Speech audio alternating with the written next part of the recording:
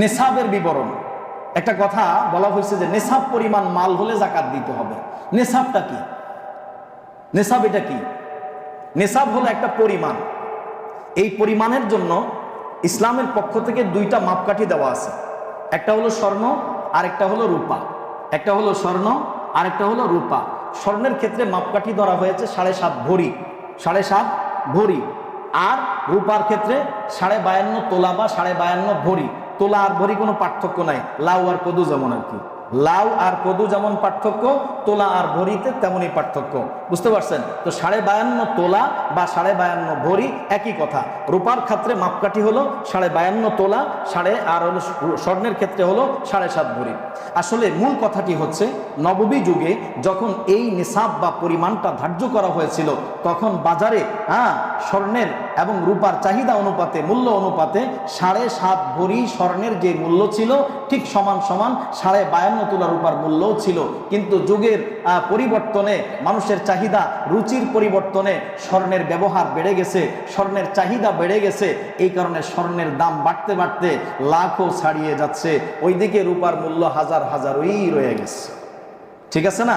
এটার চাহিদা কম থাকায় এটার মূল্য বাড়েনি, ওটার মূল্য বেড়ে গেছে। কিন্তু এসব জায়গাতে হাত দেওয়ার কোনো সুযোগ নাই, কারণ এটা আল্লাহ এবং আল্লাহর রসুল কর্তৃক নির্ধারিত এবং প্রণীত। এই জন্য আমাকে এটাই হিসাব করতে হবে। কাজেই জাকাতের হিসাবের ক্ষেত্রে খুব ভালো করে লক্ষ্য করবেন, আমার কাছে যদি শুধু স্বর্ণ থাকে, শুধু স্বর্ণ মানে বাকি 3 ধরনের মাল নাই, জাকাতযোগ্য মাল 4 ধরনের মাল না, তো আমার কাছে যদি শুধু স্বর্ণ থাকে আর নগদ টাকাও নাই, ব্যবসার মালও নাই, রূপাও নাই, তাহলে আমাকে 7.5 ভরি স্বর্ণ থাকতে হবে আমার কাছে। এবং সেটা যেই দিন এই পরিমাণের মালিক হলাম, 1 বছর পূর্ণ হওয়ার পরে যদি 7.5 ভরি বা তার চেয়ে বেশি থাকে, তাহলে পুরাটার জাকাত দিতে হবে। তাহলে পুরাটার কি দিতে হবে? জাকাত দিতে হবে। এখানে আরো একটা কথা বলে রাখি, অনেকে মনে করেন যে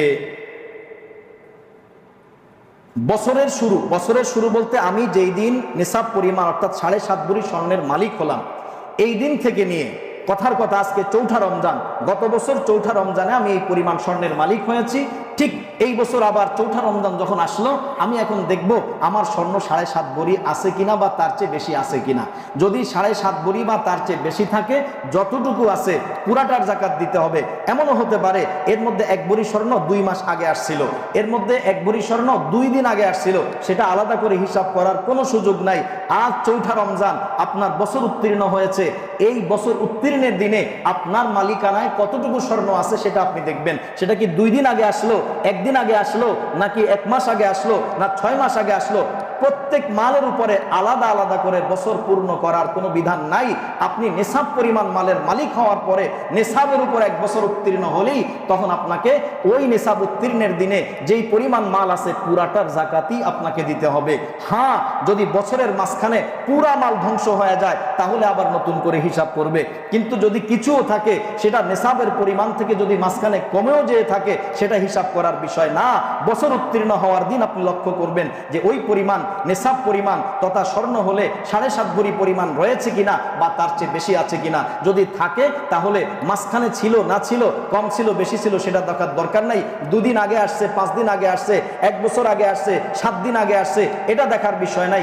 আজকে যা আছে পুরাটার হিসাব করে আপনাকে জাকাত দিতে হবে। বুঝতে পারছি বিষয়টা? কারো কাছে যদি রূপা থাকে, শুধু রূপা, বাকি 3 ধরনের মাল কোনোটাই নাই, তাহলে তাকে 52.5 তোলা রূপায় পুষতে হবে। আর যদি মিশ্রিত থাকে তাহলে মূল্য হিসাব করবে। মূল্য হিসাবের ক্ষেত্রে রূপার মূল্য গ্রহণযোগ্য।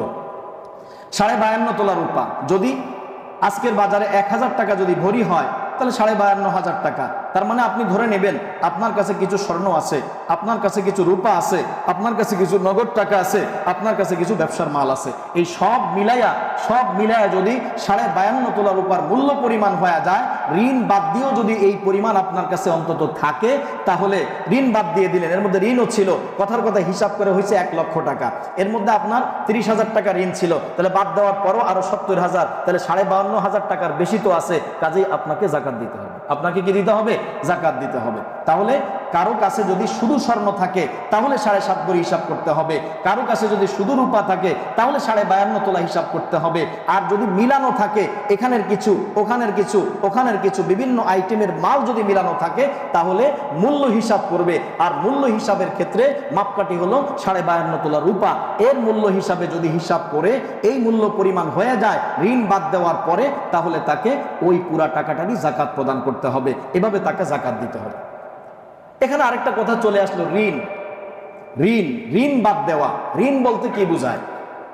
ঋণ বলতে কি বোঝায়? ঋণ দুই প্রকার। ঋণ কয় প্রকার? দুই প্রকার।